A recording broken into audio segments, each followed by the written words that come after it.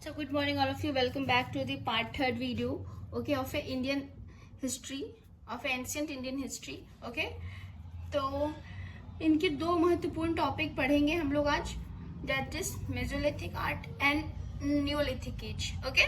यह वही समय था जब मानव केवल शिकार करने वाला जीव नहीं रहा था, राइट, बल्कि धीरे धीरे सभ्यता और संस्कृति की ओर बढ़ने लगा था। सबसे पहले बात करते हैं मध्य पाषाण काल की। इस काल में मानव ने अपने अनुभवों जीवन को चट्टानों पर उकेरना, ओके, और चित्रण करना शुरू किया था। जैसे कि चट्टानों पर खोदकर बनाई गई आकृतियां को पेट्रोग्लिफिसिस कहते थे। क्या कहते थे?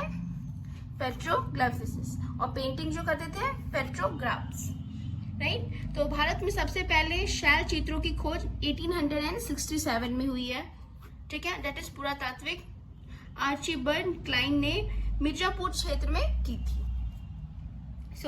इस चित्रों में मुख्य रूप से जानवरों का चित्रण मिलता है, जैसे कि हिरन हो गए, बैल हो गए, बर्ड्स हो गए, राइट, स्नेक्स हो गए, एनिमल्स हो गए, हंटिंग्स हो गई, बहुत चीजें दिखाई गई है। शिकार के दृश्य भी दिखाए गए हैं सबसे ज्यादा मात्रा में, जिससे पता चलता है कि उस समय शिकार मानव जीवन का महत्वपूर्ण हिस्सा था। वही उनके भोजन थे, उनका शिकार था, एवरीथिंग, राइट। तो कुछ चित्रों में यह भी पता चलता है कि समाज में काम का विभाजन था, ओके, अर्थात पुरुष और महिलाएं अलग अलग प्रकार के कार्य करते थे that time also, okay.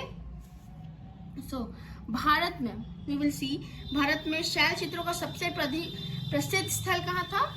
Bhimbetka सबसे प्रसिद्ध स्थल था, जो मध्य प्रदेश के रायसेन जिले में स्थित है। इसकी खोज 1957 टू 1958 के बीच हुई है। किसके द्वारा? डॉक्टर विष्णु श्रीधर वाकनाकर के द्वारा, doctor Vishnu Wakankar of Ujjain, right. यह स्थल विंध्य पर्वतमाला में भोपाल से लगभग 45 किलोमीटर दक्षिण में स्थित है। 45 किलोमीटर, राइट। यहाँ लगभग 500 से अधिक शैलाश्रय और हजारों चित्र पाए गए हैं। भीमबेटका को यूनेस्को विश्व धरोहर स्थल का भी दर्जा प्राप्त है। इसके अलावा आदमगढ़, खासवाड़ा जौड़ा, कथनौड़ा, लडुडियार, दरा की चट्टान, संगनकलकू, गुंटूर, सुंदरगढ़ और एथुथुगहा और कई महत्वपूर्ण शैल चित्र स्थान भारत के विभिन्न राज्यों में पाए गए हैं, right? This are. Now we will see the नवपाषाण काल, न्यूलिथिक एज। न्यूलिथिक एज कब से कब स्टार्ट हुआ है? 6000 to 1000 BCE. We will see in Neolithic revolution यानी पाषाण क्रांति का कहा जाता है, क्योंकि इसी समय मानव के जीवन में बहुत बड़े परिवर्तन आए थे। क्या परिवर्तन आए थे? जैसे कि कृषि की शुरुआत हो गई थी। अब मनुष्य केवल शिकार ही का ही भोजन नहीं करता था, वो कृषि करता था, खेती करता था, उससे सब्जियां उगाता था, फल उगाता था और वही खाता था, ओके। इस समय लोग गोलाकार और आयकार घर बनाने लगे थे, ओके, मिट्टी के घर बनाने लगे थे, लकड़ी और घास फूस के भी बनने लगे थे, राइट। तो नवपाषाण काल के पत्थर के औजारों को घिस घिस कर चमकाया जाता था, राइट। उसे कहते हैं पॉलिश्ड स्टोन। क्या कहते हैं उसे? पॉलिश्ड स्टोन, जो घिस घिस के चमकाए जाते हैं, राइट। तो कुल्हाड़ी, दरंती और अन्य कृषि उपकरणों का भी विकास हुआ है। साथ ही हड्डियों से बने औजारों का भी उपयोग हुआ है, राइट। तो इस काल में हम लोग क्या देखते हैं? तो इस काल में पशुपालन का भी विकास हुआ है। जो लोग जैसे कि गाय, बैल इत्यादि पालते हैं, है ना, और क्या पालते हैं? भेड़ भी पालते हैं, बकरी भी पालते हैं, पशुओं का भी पालन करते हैं। जैसे मिट्टी के बर्तनों का भी बड़े पैमाने पर उपयोग शुरू हुआ है, जिससे भोजन संग्रह और भंडारण आसान हो गए, राइट। तो विश्व के सबसे प्राचीन नवपाषाण गांव में क्या है?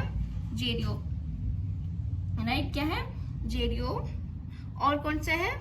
एन गजाल जॉर्डन में है, जर्मो और अलीकोश जो ईरान में है, और चालाथोक्यो कहाँ है? तुर्की में, और कोइनू सीरिया में, वो सबसे प्रमुख है, राइट। तो भारत में हम लोग देखते हैं नवपाषाण काल का सबसे प्रसिद्ध कहाँ है स्थल? मेहरगढ़, जो कहाँ है? बलूचिस्तान में। यहाँ से अनाज रखने के लिए भंडार कक्ष का उपयोग हुआ है। गेहूं और जौ की भी खेती के प्रमाण मिले हैं। कपास का भी उपयोग किया गया है, प्रमाण मिला है। मृतकों को दफनाया भी गया है, परंपराएं वहां पे दिखी है। मेहरगढ़ को कई इतिहासकार बलूचिस्तान की ब्रेड बास्केट भी कहते हैं, ओके। तो यहाँ से हाथ से बनी महिलाएं मूर्तियां, दांतों की ड्रिलिंग के प्रमाण मिले, तो उस समय की उन्नति तकनीकी को दर्शाता है, राइट। तो इस प्रकार मध्य पाषाण काल ने मानव को कला, संस्कृति और सामाजिक जीवन की दिशा दी है, जबकि नवपाषाण काल ने मानव को खेती, पशुपालन, स्थायी जीवन का रास्ता दिखाया। यही वो काल था जिसने आगे चलकर सभ्यताओं के विकास की मजबूत नींव रखी है, right. So this is for today's video. So thank you so much for watching and go and revise today's video. So have a nice day.